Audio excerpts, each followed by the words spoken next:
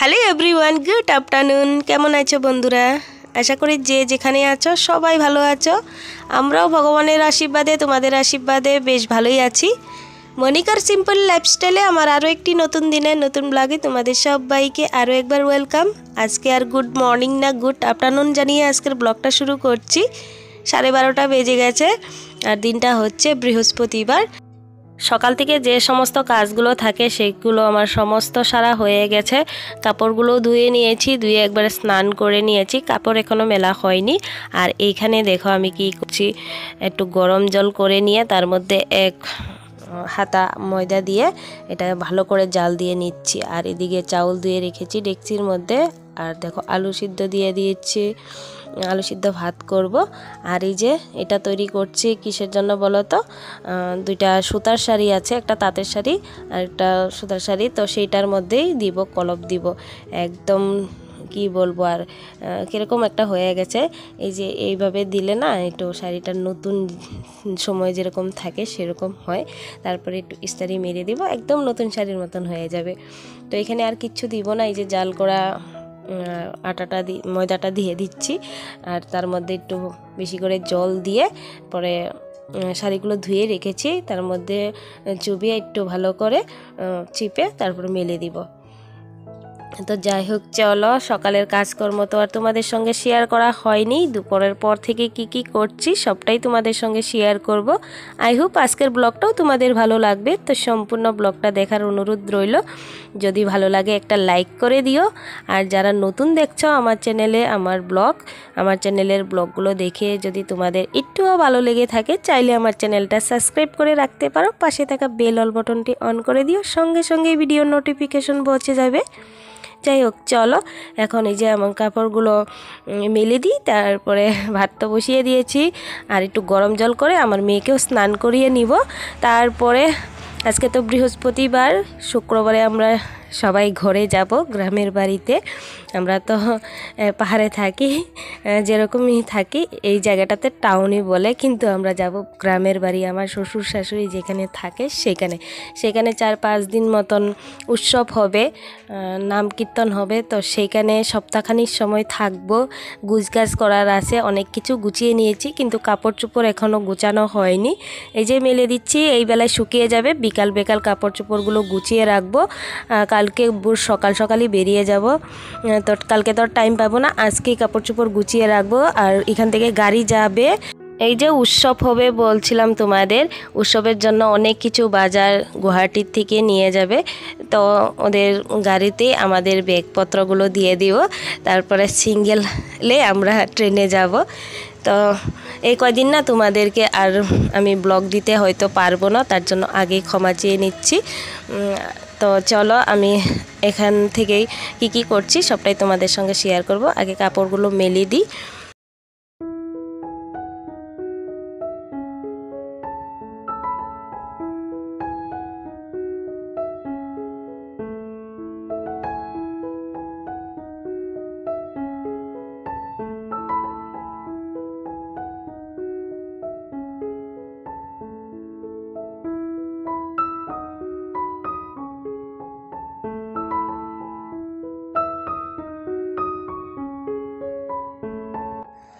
কাপড় মেলার আগে আমি কিন্তু এক চশমেন গরম জল বসিয়ে রেখেছি। কাপড়গুলো মেলে আগে নীলাশ্রীকে স্নান করাবো, তারপরে এই যে দুইজনে বসে একসঙ্গে খাবো। হিমাশ্রীর পাপা তো আর আসবে না আজকেও সেই রাত্রের বেলায় আসবে।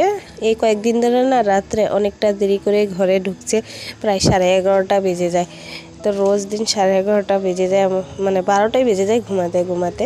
আর সকালবেলা ঘুমে ছাড়ে না।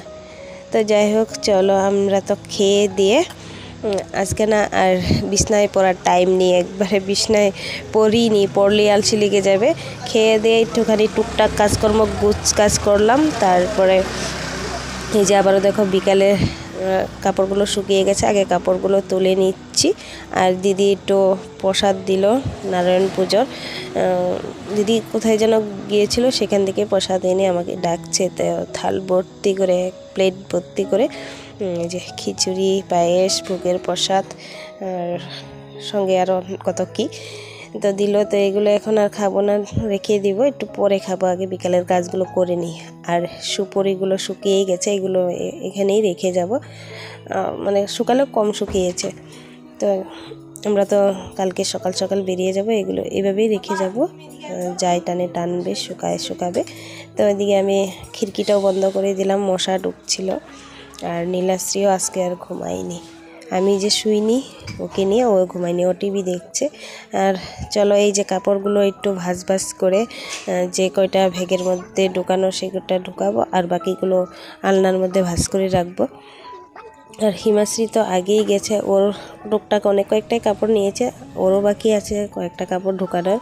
আর আমার, হিমাশ্রীর, পাপার, নীলাশ্রীর, তো এসব ঢুকাবো। আর আলনার মধ্যে ভাঁজ করে কাপড়গুলো, তারপরে উপরে একটা বিছনার চাদর দিয়ে যাব, যেটা টান দিয়ে পরে ধুয়ে দিলে হয়ে যাবে, আর কাপড়গুলো আমার বালু বালু হবে না।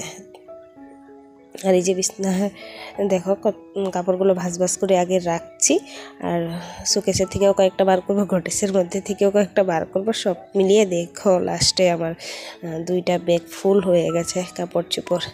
এক জায়গায় যেতে গেলে কাপড় চোপড় ভরানোটা একদম আমার, কি বলবো, কোনটা রেখে কোনটা ভরাবো, কোনটা রেখে যাব না নিয়েই যাব, এটা আর ভেবে পাই না। ঢুকাতে আমার একদম 2-3টা ব্যাগ ফুল হয়ে যায়।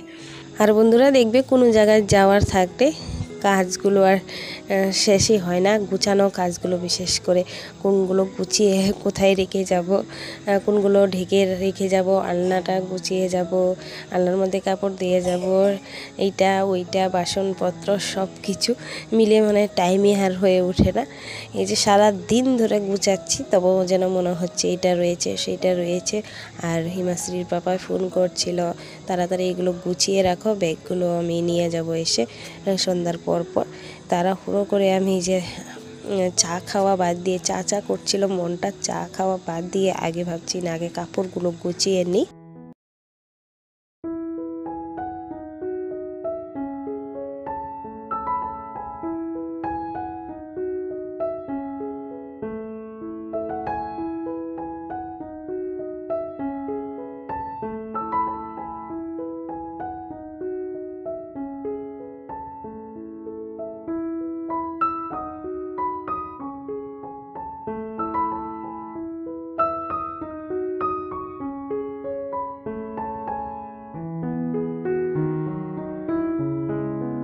এদিকে দেখো বিছনার মধ্যে আমার কাপড়ের বাজার মেলে দিয়েছি, আমি এদিকে কাপড় বার করছি, আর নীলাশ্রী দেখছে, মা এটা নিয়ে যাবে না, এটা নিয়ে যাবে না, এরকম করছে। আর দেখো ও নিজে নিজের কাপড় পরে নিচ্ছে, এটা একবার পরছে সেটা একবার পরছে, আর দেখছিল ওর।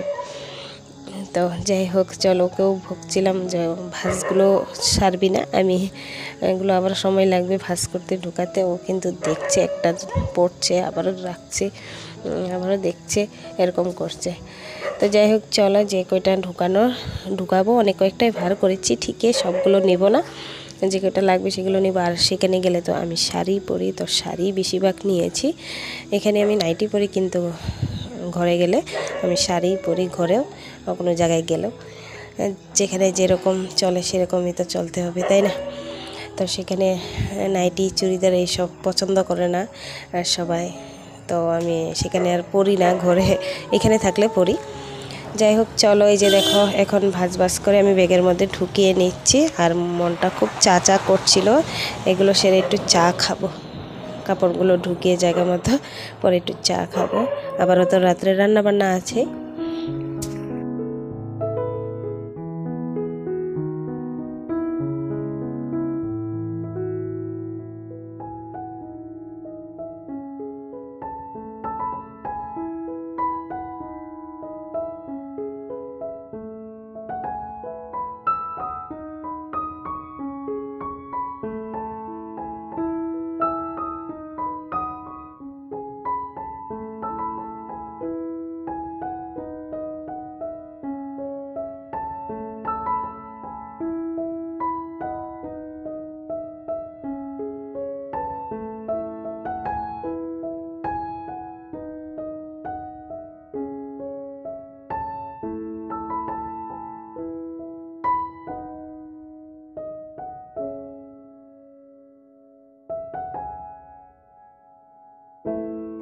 এদিকে দেখো কাপড়গুলো আমার ঢুকানো হয়ে গেছে ব্যাগের মধ্যে। তারপরে এদিকে কিছু কসমেটিক জিনিসপত্র আমি ঢুকিয়ে নিচ্ছি এই যে একটা ব্যাগের মধ্যে।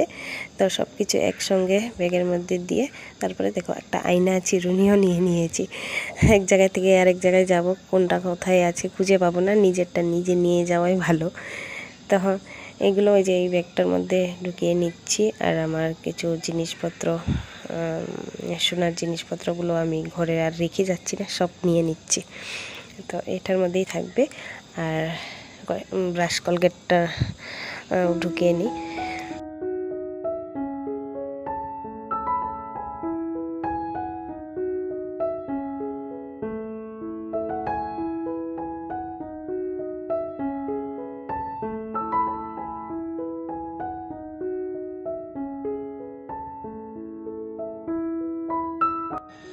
সমস্ত বেটিংপত্র হয়ে গেছে, সব কিছু নিয়ে নিয়েছি। তারপরে রাতও হয়ে গেছে, এখন চলে এসেছি রান্না করতে। রান্না করার আগে আমি 1 কাপ চা করে খেয়ে নিয়েছি আর নীলাশ্রীকেও একটু দুধ গরম করে দিয়ে তারপরে যে রান্নাটা সারছি। কালকের মাছ আছে ঘরে, তো সেইগুলো দিয়ে বেগুন আলু দিয়ে একটা তরকারি করব। আর কালকে যেহেতু সকাল সকাল বেরিয়ে যাব, আর অন্য কিছু করব না, করলেই থাকবে। তো চলো বন্ধুরা, রাত্রে রান্নাটা সেরে নিই। তারপরেও আরও অনেক টুকটাক আছেই কাজকর্ম, এগুলো সারতে হবে। গুছিয়ে গাছিয়ে রান্নাটা সেরে রান্নার রুমটাও একটু পরিষ্কার করে মানে ঢেকে ঢুকে যাব। তো এদিকে দেখো মাছগুলো দিয়ে দিয়েছি, আলু বেগুন ভাজা করে আগে এগুলো দিয়ে একটু একটা তরকারি করব। তো চলো বন্ধুরা, আজকের এই ব্লগটা তোমাদের কেমন লাগলো জানিও। আর এই পর্যন্ত যারা আমার সাথে আছো তোমাদের অসংখ্য অসংখ্য ধন্যবাদ আমার সাথে এই পর্যন্ত থাকার জন্য। আর তোমাদের সবাইকে অসংখ্য অসংখ্য ধন্যবাদ। আমার ব্লগটা যারা যারা দেখছো, কমেন্ট করছো, খুব খুব খুব ভালো লাগছে। থ্যাংক ইউ সো মাচ সবাইকে। আর আজকে নাম নিলাম না, কারণ আমার না একদম টাইম নেই, তো তাড়াতাড়ি ব্লগটা এডিট করে আবার রাত্রে একটু তাড়াতাড়ি শুয়ে পড়বো। পরের দিন সকাল সকাল ট্রেন, যেহেতু 5টার দিকে আমার ঘুম থেকে উঠতে হবে, উঠে রেডি হতে হবে। 6টার মধ্যেই ঘর থেকে বেরোবো, কারণ 7টাতে ট্রেন। তো চলো বন্ধুরা, ব্লগটা আজকের মতো এখানেই শেষ করি। দেখা হবে আরও একটা নতুন দিনের নতুন ব্লগে কয়েকদিন পর। আজকের মতো টাটা।